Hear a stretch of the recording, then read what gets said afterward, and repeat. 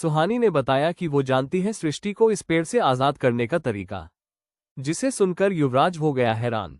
सुहानी की बात सुनकर युवराज पीछे मुड़ा और तेजी से सुहानी की तरफ जाकर उसकी आंखों में देखते हुए बोला, तुम क्या जानती हो इस बारे में?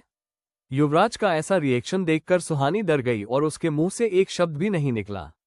सुहानी को चुप देखकर युवराज ने उसकी बांह को जोर से पकड़ लिया और अपने दांत पीसते हुए बोला, मैं कुछ पूछ रहा हूं, क्या जानती हो इस बारे में? सुहानी हकलाते हुए बोली, मुझे लगता है कि आज रात इस पेड़ पर बंधा वो लाल धागा खोलने से सृष्टि मुक्त हो जाएगी। ये सुनते ही युवराज ने एक झटके से सुहानी का हाथ छोड़ दिया, लेकिन उसकी नजरें अभी भी सुहानी के चेहरे पर टिकी हुई थी।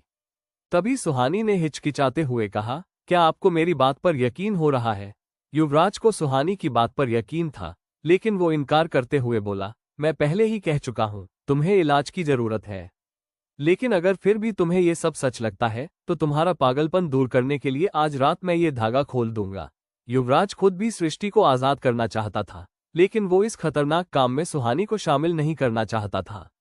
युवराज ने पहले भी कई बार सृष्टि को आजाद करने की कोशिश की थी, लेकिन उसे रास्ता ही नहीं पता था। अब वो सुहानी के बताए तरीके को भी एक बार आजमाना चाहता था। वो नहीं जानता था कि ये तरीका काम करेगा या नहीं, लेकिन एक और बार कोशिश करने में उसे कुछ भी गलत नहीं लगा।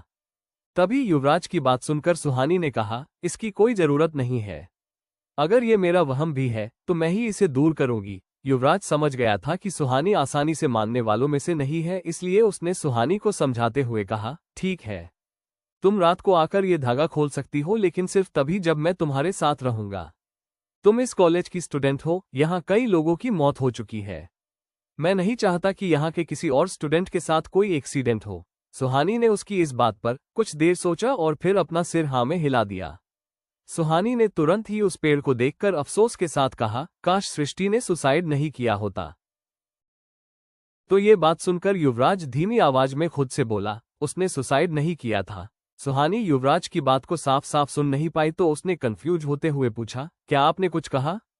तो युवराज बात टालते हुए बोला, कुछ नहीं। युवराज के ये कहते ही सुहानी वहां से चली गई, लेकिन युवराज वहीं रुककर उस पेड़ पर बंधे लाल धागे को देखने लगा।